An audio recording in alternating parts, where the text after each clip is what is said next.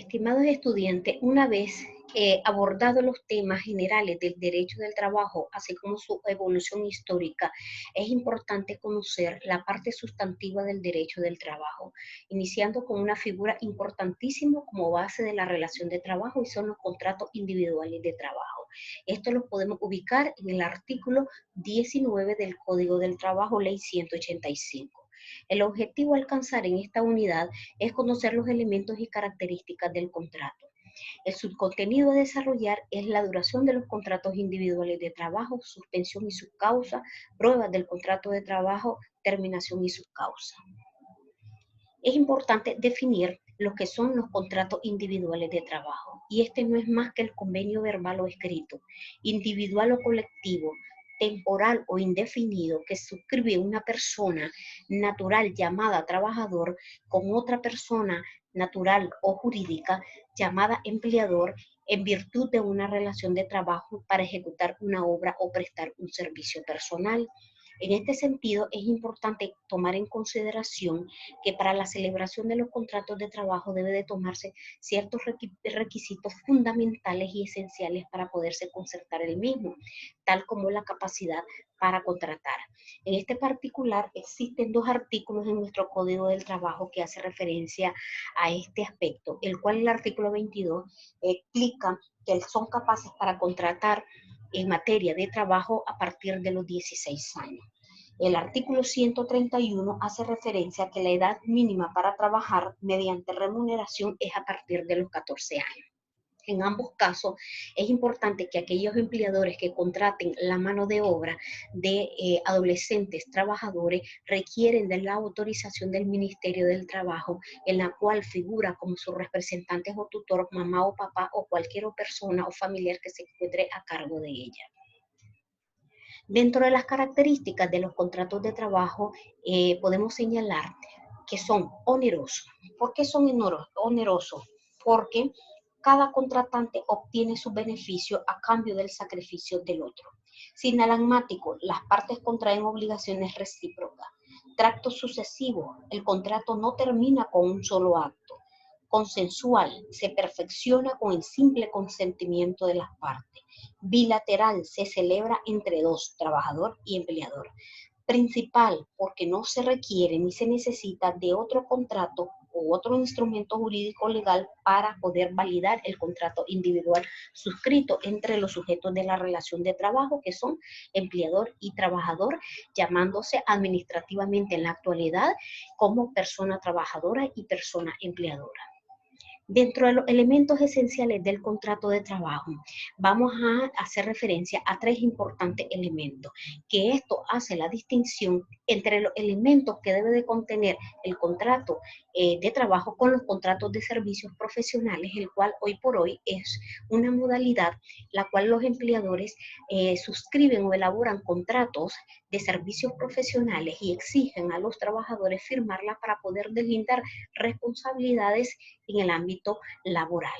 No así, es importante que en la vía jurisdiccional, cuando se llevan demandas por personas que fueron contratadas bajo estos servicios profesionales, este estudia el contrato individual celebrado con el empleador, si esta persona natural o jurídica, y se encuentran presentes dentro del mismo contrato escrito cualquiera de estos tres elementos, se presume que es una relación de trabajo. El consentimiento, ok, el consentimiento sabemos como origen de toda relación de trabajo, es un pacto de voluntad, la cual el trabajador y empleador establecen cuáles son las condiciones del trabajo. Dentro de las condiciones de trabajo, el cargo para el cual se le está contratando, el salario a percibir, modalidad de pago, lugar de pago, jornadas de trabajos y otras especificaciones propias del contrato. El salario, que solamente en los contratos laborales podemos hablar de salario o remuneraciones. La subordinación la vamos a ver desde dos puntos de vista. ¿Qué quiere decir? Desde el punto de vista de la jornada de trabajo. Si una persona aún contratada bajo la modalidad de servicios profesionales está obligada, y así lo pactaron como parte de su consentimiento, entre comillas, dentro de los contratos individuales, a cumplir con una jornada de 8 horas diarias, 48 horas semanales, y que esta persona debe de marcar un control de entradas y salidas, ahí tenemos una subordinación remuneración a través de las jornadas de trabajo. En cuanto a la dirección se da desde dos puntos de vista. Esta dirección puede ser directa o delegada. ¿Qué quiere decir? Directa cuando el empleador de forma directa, aun cuando suene redundante, es la persona que funge como inmediato del trabajador. El delegado es cuando existe una tercera persona que es la que da las orientaciones diarias sobre el trabajo a realizar al trabajador, pero que este no es directamente el empleador. Ejemplo de ello, podemos hacer referencia, por ejemplo, recursos humanos, como gerente o como responsable de esta área, tiene como inmediato superior al gerente general, pero no así, por ejemplo, el asistente de nómina o el asistente, por ejemplo, de recursos humanos, la cual su inmediato superior es el gerente o responsable de talento humano o de recursos humanos y no la gerencia general. En los contratos de trabajo debemos de tomar en cuenta los requisitos regulados en el artículo 20 de nuestro Código del Trabajo. Si bien es cierto, en la parte infine de este artículo no exige a las partes cumplir con cada uno de estos requisitos, porque no invalida la ausencia de ninguno de estos requisitos, es meritorio señalar lo indispensable e importante que no falte ninguno de ellos. Por ejemplo, en cuanto al lugar y fecha de su celebración, ¿por qué es importante determinarla? Porque al momento de que se dé un incumplimiento de las obligaciones contractuales por parte del empleador, el trabajador debe de saber dónde se suscribió el contrato para efecto de saber a dónde dirigir su queja, sea esta la instancia administrativa como la instancia judicial.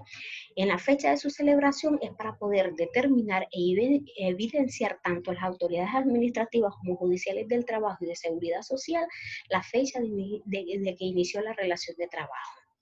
En cuanto a la identificación y domicilio de las partes, en este sentido siempre se tiene que señalar las generales de ley de la persona empleadora y la persona trabajadora. Cuando estamos hablando que la persona trabajadora es un adolescente trabajador, se tiene que señalar las generales de ley del tutor o representante, en este caso papá o mamá. Asimismo, se tiene que detallar todos los datos de registro del certificado de nacimiento del o la adolescente. En el caso de que sea una persona jurídica, el empleador se tiene que señalar las generales de ley de quien representa o ostenta el cargo de representación de la persona empleadora. ¿Qué quiere decir? Que solamente se recomienda poner el nombre comercial o la razón social de la empresa sin determinar datos registrales, porque eso carga un contrato individual y es innecesario. Y posteriormente poner las generales de ley de la persona natural que lo representa, la descripción del trabajo y lugar donde debe de realizarse. En este sentido, para que una vez que inicie la relación de trabajo, esta persona trabajadora no sea utilizado en actividades diversas que no son totalmente ajenas a las pactadas en su contrato de trabajo, se tiene que describir en el contrato escrito cuáles serán las funciones que éste desempeñará. Y el lugar de dónde, ¿por qué? Porque no se le puede realizar traslados sin voluntad o consentimiento del trabajador de un lugar a otro. Háblese que este traslado se puede realizar dentro de la misma empresa o dentro del mismo centro de trabajo, pero en áreas distintas, o bien el traslado se puede hacer de una filial a otra. La duración diaria y semanal. En este sentido, hay que tomar en cuenta las jornadas establecidas en el artículo 51 del Código del Trabajo y las jornadas especiales establecidas para los adolescentes trabajadores, para los que representan cargo de representación del empleador. En este sentido, para los trabajos domésticos, los cuales tienen una jornada especial, la cual más adelante vamos a abordar. Entonces, es importante detallar porque de esta manera se puede cuantificar según el control de entradas y salidas cuál es el total de horas que realmente está laborando esta persona trabajadora por día y de manera semanal, y ver si está acumulado horas extraordinarias que pueda reclamar tanto en la vía administrativa como en la vía judicial. En cuanto a la indicación, si el contrato es por tiempo determinado o duración indefinida, es importante. ¿Por qué? Porque una vez que nosotros reflejemos dentro de los contratos del trabajo si este es determinado, es para poder estar claro de cuáles son las prestaciones que la persona trabajadora va a reclamar una vez que finalice la relación de trabajo. ¿Qué quiere decir? que es importante no olvidar que en los contratos de tiempo determinado, la persona trabajadora únicamente acumula vacaciones y 13º mes. ¿Qué quiere decir? Son las prestaciones sociales o de ley reguladas en el artículo 42 del Código del Trabajo. Si la duración es indefinida o indeterminada, se le suma una prestación adicional a las dos anteriores mencionadas y es la indemnización por tiempo laborado que establece el artículo 45 del Código del Trabajo. Las tres prestaciones se acumulan a partir de los 30 días o más de estar laborando para el empleador. En cuanto a la cuantía de la remuneración, sus formas y periodos de pago, es importante también para poder determinar cuál va a ser el salario diario y el salario por hora del trabajador. Es decir, de que se tiene que establecer una remuneración o un salario a través de moneda de curso o de circulación nacional, que quiere decir que no pueden establecerse solamente el valor en dólares. En caso de hacerlo de esta forma, se tiene que poner su equivalente en Córdoba. Asimismo, se tiene que establecer en qué momentos se van a hacer efectivos estos pagos. ¿Por qué? Porque de independencia de ello vamos a saber cómo vamos a calcular un séptimo día, por ejemplo, que el trabajador vaya a laborar. ¿Por qué? Porque no es lo mismo calcular un séptimo día que la ley establece que se pagará como un día extraordinario de trabajo si usted lo labora y ha expresado su consentimiento cuando su modalidad de pago es quincenal o mensual, o bien si su modalidad de pago se hace de forma catorcenal o semanal. Más adelante igual le explicaremos cuáles son las diferentes formas y cuáles son las diferencias de calcular y por qué es necesario siempre establecer esas formas y periodos de pago. En cuanto a los lugares, es importante que el empleador esté claro que la forma en que va a ser efectiva el pago del trabajador y los lugares es que debe de hacérsele en el mismo lugar o puesto de trabajo. No se puede hacer en un lugar distinto, no se puede hacer el pago de los salarios en un nightclub, en bares, etcétera. Se tiene que efectuar en los lugares donde presta su servicio, en los lugares antes mencionados, solo en caso es que el trabajador es en esos sitios o en ese tipo de actividades que es propia de la actividad de la empresa, el giro comercial y por el que fue contratado, ahí presta su servicio. Es en el único caso excepcional. En cuanto a la firma de los otorgantes, es importante, ¿por qué? Porque eso evidencia el consentimiento y la voluntad de las partes sujetos de la relación de trabajo. Quiere decir de que aquí firman los representantes legales en caso que estemos hablando de los adolescentes trabajadores, la impresión digital en caso de que la persona que vaya a suscribir este contrato no sepa leer ni escribir, y la firma a ruego en caso de que la persona que se está contratando tenga algún tipo de impedimento, el cual no puede firmar o poner su huella digital dentro del contrato, y para ello siempre se recomienda la presencia de dos testigos que den fe y que uno de ellos firme en representación del trabajador. Se recomienda que estas personas sean ajenas al centro de trabajo para efectos de evitar algún tipo de queja o a futuros en contra del empleador de haber sido obligado a firmar el mismo. Así, con toda la descripción que hemos visto anteriormente, es importante que ustedes estén claros de que, si bien es cierto, es importante incluir dentro de los contratos de trabajo cada uno de estos requisitos, porque aún así la falta de ellos no lo invalida. Sí es importante que aún incluyendo todos los requisitos mencionados en el artículo 20, no es necesario elaborar contratos recargados. ¿Qué quiere decir?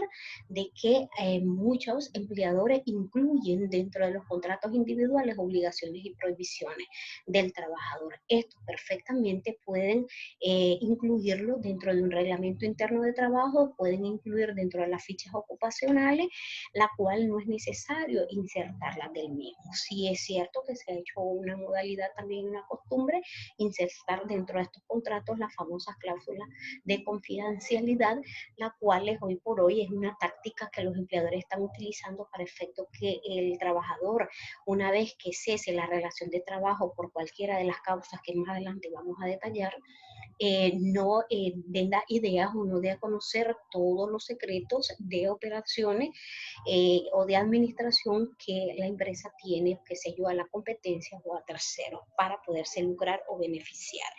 Lo violatorio en esta disposición ya no es tanto el hecho de que vayas a quebrantar esa cláusula de confidencialidad, sino el hecho que hoy por hoy los empleadores están aumentando, incrementando el periodo de esta confidencialidad, que quiere decir de que si antes se establecían que durante los 3 o 6 meses posteriores a la finalización de la relación laboral no puedes laborar para otra empresa bajo el mismo giro comercial o actividades económicas, hoy por hoy lo están incluyendo hasta 3 o 5 años. Entonces es ilógico porque si esta persona es especialista en una actividad el cual busca trabajo en empresas que se dedican al mismo, es lógico que siempre va a ser una empresa de competencia a la empresa o al empleador al cual le prestó sus servicios con anterioridad y limita la opción al empleo a estas personas.